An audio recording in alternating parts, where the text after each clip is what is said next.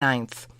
Republican Representative Jim Bridenstine from Oklahoma is one of the sponsors of a bill that would require SNAP recipients to show photo ID when using their benefits. Bridenstine stated, "I think it's perfectly appropriate when taxpayers are losing almost $1 billion a year to fraud in the SNAP program, which is the food stamp program. I think it's perfectly appropriate to require a low hurdle like an ID. The argument opposed to the bill will likely be the same as the one used to oppose voter ID laws, implying that minorities are incapable of acquiring ID that is often required to be placed on programs like SNAP in the first place." Bridenstine further explained, "Usually, to qualify for food stamps, you have to go through a qualification process. Whether it's in person or over the phone, you have to identify yourself in some capacity. The challenge is, after you get the food stamps, you no longer have to be identified when you use them." According to data from the Bureau of Labor Statistics published by 538, the number of women earning more than their husbands rose to 38.1% in 2012 from 23.7% in 1987. If one includes women in dual-income households, 29% of wives earn more than their husbands. According to a paper published by the University of Chicago Booth School of Business in 2013, quote, "When the wife was the higher earner, the chances that the couple would report being in a happy marriage fell by 6 percentage points. Couples in which the wife earned more were also 6 percentage points more likely to have discussed separating in the past year." A Cornell University doctoral student found in a separate study, men who are entirely dependent on their girlfriends or wives are 5 times more likely to cheat than men who earn the same amount as their partners. MSNBC host Melissa Harris Perry is getting some interesting attention in journalistic circles. Previously, she had been involved in incidents about questionable racial conversations on air and choosing to attach tampons to her ears as earrings. Her latest on-air foible involves referring to outgoing Attorney General Eric Holder as a duck. Harris Perry stated to Holder, "You know, we call you the duck in Nerdland. We say you have a very sort of placid and even way of presenting, but you are just working for justice underneath. Would you quack for us?"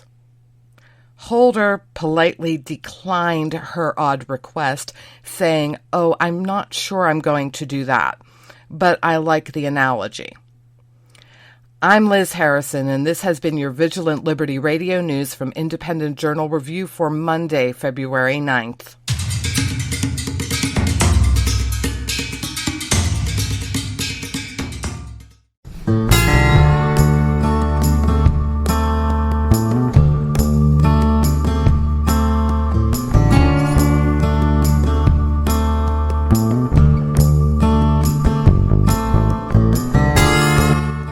Already an hour of the show in the archives. 412-567-6879 if you wish to weigh in. All right, so Michael, I put up a post on IJR this morning. And, maybe we should stop saying that. Who cares if we put up a post anymore or not? I mean, I'm kind of kidding. But this story caught my attention early this morning, this news event, if you will. Several Republican congressmen have a new proposal, a new bill, have presented a new bill that would require qualified SNAP users, and again, SNAP, Supplemental Nutrition Assistance Program, formerly known as food stamps. This new bill would require legal participants, okay? They've already qualified for the program, would require them to present photo ID every time they show up at a store with an EBT card or whatever to prove they are who the card says they are. Racists! Exactly. I mean, how racist could you get, right? Has there ever been any studies, Mike, on the percentage of people that already get SNAP cards that actually have ID? Well, I mean, if you back up the bus here, relative to this article, and one of the co-sponsors, Jim Bridenstine, Republican out of Oklahoma, points out, and I put this in the article, that you have to present ID to qualify in the first place. Oh, so why is this even a thing then? Well, it shouldn't be, but it will be, um, because it's just like the voter ID thing, right?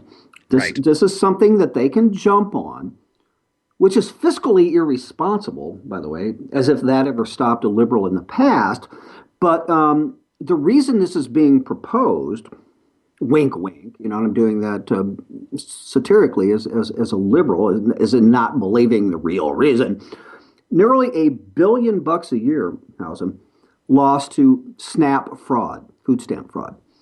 And Bridenstine points out that if that bill were to become law, that it would cut down on a lot of that fraud, which he also points out, and which I also believe, that's actually good for participants, right? Because if you can keep more money in the checkbook, so to speak, for people who use the benefits versus from people who maybe steal their cards, take them out of their wallet when they're not looking, a kid or whomever, they lose a card, it gets lost. I mean, it gets used. If you keep more of the money in the program for those who, for whatever reason or another, are using the benefits, why is that not a good thing?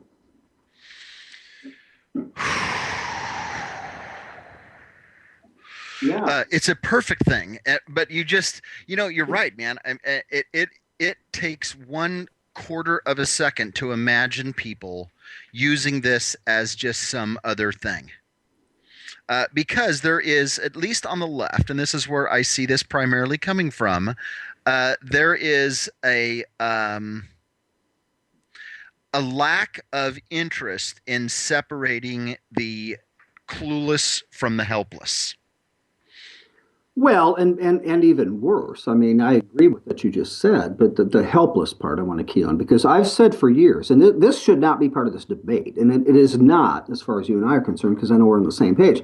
I have said for years that we have a moral obligation in this country to support, protect, assist those who cannot help themselves, being the helpless, for a short time, for the rest of their lives, or anywhere in between. We do not have responsibility, nor should we help those who will not help themselves. Now, this is not necessarily about that, but can't you see, and you know it happens,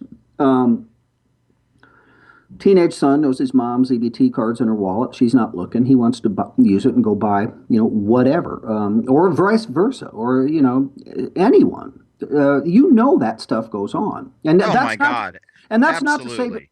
that's not to say that there's not welfare fraud in the first place in terms of even qualifying for the card. We know that, but this just exacerbates it. Like I said, there's nearly $1 billion lost a year on this part alone, just on the fraud part. Right. Right. So I'm looking at the article here. Are there are there already statements about people who are negative about this or upset about it?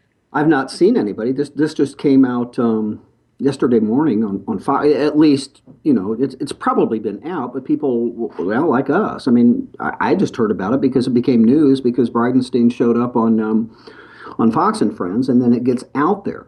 But it will, and I'm sure it already has begun within the Beltway at least. But you'll probably hear about it tonight, and you're gonna have the same old, the same old people saying the same old stuff. This is just another attempt to cut down on minority participation in something. I frankly I can't get beyond the idea that this hasn't already been a thing. That this wasn't already requirement. I mean, I definitely get the conflagration and the upset about whether or not they can require drug testing, which I would imagine you're on board with. I certainly am. But 100%. 100%. that is controversial. There have been studies that show that it costs far more money to test everybody than the amount of, blah, blah, blah. Well, then But real quick on that, and then the left even gets more pathetic than that. Then and they made this argument: just because mommy or daddy is a drug addict doesn't mean that we should take food from the mouths of their children. yeah, you know what? Maybe I'm just so cynical, man, but to me, it all just comes back to vote getting and neighborhood organizing that the person who has got a SNAP card that is going to make an issue over whether or not they have to provide an ID, or the people that are trying to figure out a way to game the system. That is a reliable voting. In fact, I'm going to say this as a question with the fill in the blank. The guy that is trying to game the SNAP system, or the person that's going to vocally push back against being required to have an ID, they are going to reliably be members of blank political party, or at least cast their votes in that way. What would the blank you'd fill in? Well, obviously, because of what you just said, Democrats are all about vote getting, and that's what this is all about. Here's the question with that. Am I too cynical to see the objections to this as merely political grandstanding? Is that just too cynical of me? No, because it's based in fact, and it's also based in you do both sides of the coin. Think about it. Whenever a Democrat politician, and I say Democrat politician as opposed to Democratic on purpose, because today's Democrats are far from democratic. But just look at Obama, common place to get common facts and have a common worldview. I mean, these people are as far from democratic as can be. But think about it. Whenever Democrats are for something, to your point, it always, and I mean always, is done with the ballot box in mind. If it does not lead directly there, don't pass go, don't collect $200, i.e., amnesty. And then what do they think, and what does the media say about Republicans who are opposed to something that Democrats support, or propose things like this that Democrats oppose? It's because they want to screw poor people, they want to screw the middle class, in favor of fat cat corporations, rich people. And of course, as you said, you joked when I first started talking about this, Republicans are racist, homophobic, anti-woman, and everything else. So it is what it is. I understand we have Liz on the phone with us. Well, hi, Liz. Yeah. Hello. She goes, yeah. So what? Yeah. Hi. How are we doing? Hi. I'd like to say that I was calling in because of you two wonderful gentlemen, but my call-in today had absolutely nothing to do with that. Okay, thanks for checking in. No. It had to do Thanks with for being Jessica. a part of the show today. It had to do with Jessica. Oh, no. Somebody has a birthday today. Yes, I do. Thanks, Liz. Now, see how selfish we are. I immediately thought that Liz called to want to talk to us. I don't know about you, but I will feel shameful for the rest of the day. Okay, this is an opportunity this is obviously an opportunity for Liz to join us. This will be the second time ever you and I, Mike, have actually sung on our radio show. Oh my God, maybe the three of us. Oh yeah, I'm including Liz needs to as well. I did see that on Facebook this morning. I have a note in front of me here to wish Jessica a happy 21st birthday, or however young she is. Thank you. By the way, I kicked off the show doing that. Yep, he did. Wishing her a birthday? Yeah, he did. Happy birthday. Mm-hmm. All right, Now, Liz, would you care to join us for the three of us to sing it to her? But does anyone have a pitch? Liz, do you have a pitch pipe? No. I'll start, but I'm going to do slightly quicker cadence, right. just for the sake of moving things along. Happy birthday to you. Happy birthday to you. Happy birthday, dear Jessica, producer of the year. Happy birthday to you. I don't think there's a recording contract. Thank Miller, you very much. I appreciate it. I heard you. You did not hear me? No, you did? Jessica? I didn't hear you, but that's fine. It was great. Thank you. Hey, listen, yeah, okay. It's all good. Thank you, guys. That was Another very thing nice. we can do is we can use like God Bless America this is a fun thing to do. And we should try to do this now, Mike. So we're going to do a second song. We're going to do God Bless America, but just use the lyrics Happy Birthday. And it would go like this. Listen, I think you're going solo on this one, but we will listen with bated breath. Yeah. Or we could do the Star Spangled Banner. No, either one. Happy